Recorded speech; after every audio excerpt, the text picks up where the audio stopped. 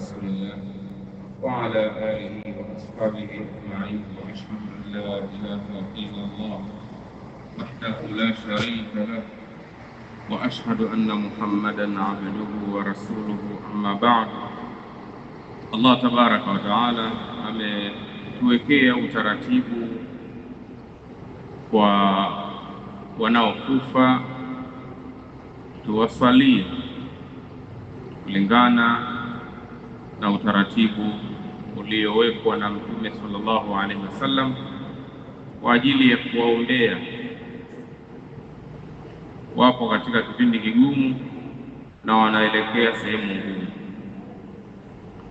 Na kwa upande wa mtoto mdogo, kuna riwaya ya mama Aisha radhiallahu anha anasema, mata Ibrahimu wa huwa ibnu 18 shahra falam yusalli alayhi an-nabiy sallallahu alayhi wasallam.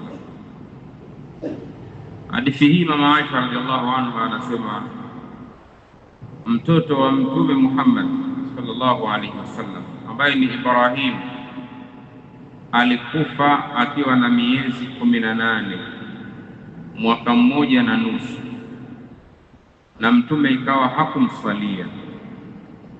Zipo riwaya zinazosema alimswalia, lakini hii iko sahihi zaidi kuliko nyinginezo, na hata Sheikh Albani amekaa katika mtazamo huu kwamba hakumswalia mwanaye ambaye ni Ibrahimu. Alikufa akiwa mtoto mdogo wa mwaka mmoja na miezi 6, miezi 18 kama ilivyotajwa katika hadithi. Lakini kuna hadithi ya Mughira ibn Shu'ba radhiyallahu anhu kama ilivyo katika Sunan Abi Daud kwa isnadi iliyo sahihi, nayo anasema Mtume sallallahu alaihi wasallam, as-siqtu yusalla alayhi wa yud'a liwalidayhi bilmaghfirati warahma. Mtoto aliyezaliwa aliyeanguka, asema amezaliwa kabla ya muda akawa ameshafariki,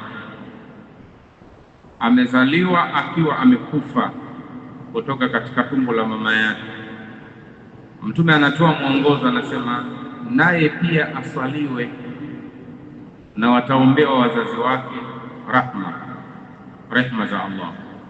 Hii hadithi ndio ambayo ahlul ilmi pia wakaongea kwamba mtoto mdogo aliyefia tumboni, muda wa kuwa imepita miezi 4 tangu kupatikana ile mimba.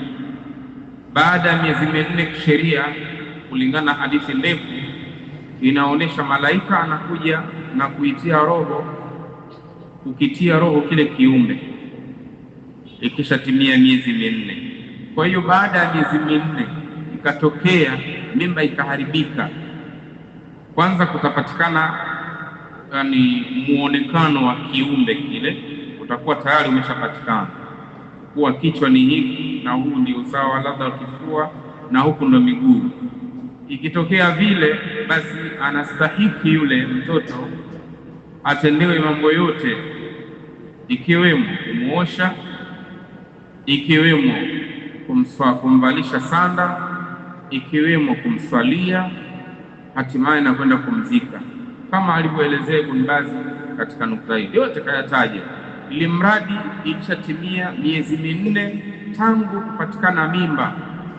Kwa kafa tumboni, ndiyo mimba ilikuwa miezi mingapi? Miezi 5. Basi yote anastahili atendewe.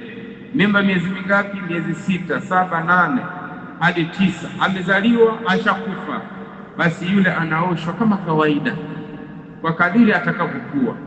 Lakini ilitokea mimba imeharibika kabla ya miezi 4, hata kama muonekano umeshaanza kupatikana, yule haswaliwi. Ile inakuwa ni kitu tu ambacho kinazolewa na kwenda kuhifadhiwa ardhini. Basi kama miezi 4 haijatimia, kwa sababu kwa miezi minne na kwa roho tayari ashaipata na ni binadamu kamili. Kabla ya miezi minne na kwa hakujaingia roho, inakuwa ni vile tu vilivyotoka. Hii ndio fikhi ambayo tunaipata katika masala ya kusalia maiti za watoto wadogo, kwa sababu huwa inakuja maswali mara kwa mara upande huu, mtoto kazaliwa kadha. Haya ndio maelezo ambayo napenda kuyatoa yaliyo ndani ya vitabu vya sheria. Wassalamu alaikum warahmatullahi wabarakatuh.